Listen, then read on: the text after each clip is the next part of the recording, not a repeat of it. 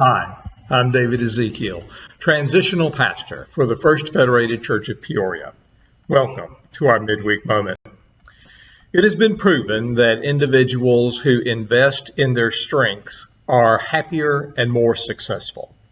This does not mean that we should ignore our weaknesses, but rather that our primary focus ought to be that which we are naturally good at. In the words of leadership expert Peter Drucker, only when you operate from strengths can you achieve true excellence. In other words, it's abilities, not disabilities, that count. So, what are some of the kinds of questions that you will need to ask yourself if you are to discover your true strengths? Start by asking, what are my strengths? What am I naturally good at? Where do my talents really reside? What are my unique abilities? These questions are significant for choosing general life goals, like what do I want to be when I grow up? Such answers might be a writer, becoming a teacher, pursuing a career in law. You get the idea. Moreover, those same questions are good for asking yourself about how to apply your strengths for the immediate future, deciding what to give a talk or presentation on, planning a family vacation, improving your vocational skills, and so on. The more you address the questions that relate to your personal gifts, abilities, strengths, and interests, the result will be that you will find those questions will empower you to succeed. Allow me to illustrate.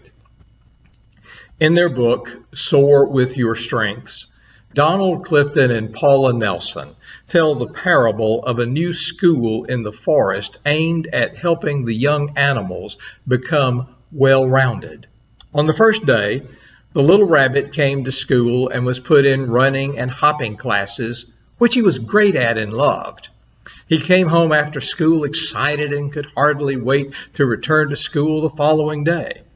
On the second day, the teachers put the rabbit in flying and swimming classes, which he struggled with and absolutely hated.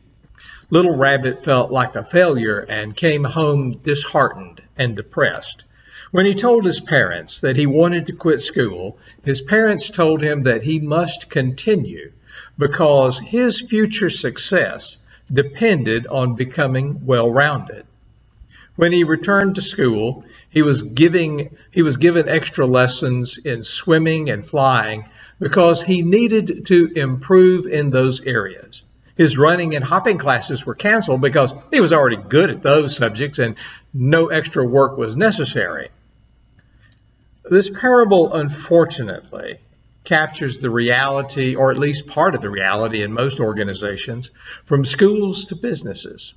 Although it is certainly true that we should not ignore our weaknesses, we do need to learn to write, to speak, to do arithmetic, know and learn from history, and acquire some skills at work just to get by in the world.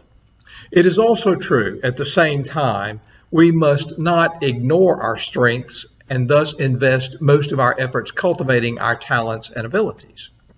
We need to invest in our weaknesses so that we can survive in the world. We need to invest in our strengths so that we can thrive. Take some time to think about your strengths, those things that you are good at, those areas where your talents reside. Once you identify your strengths, find ways to incorporate them more often in your daily life. And just watch what you can do. I'm David Ezekiel. Thank you for joining with me for our midweek moment today.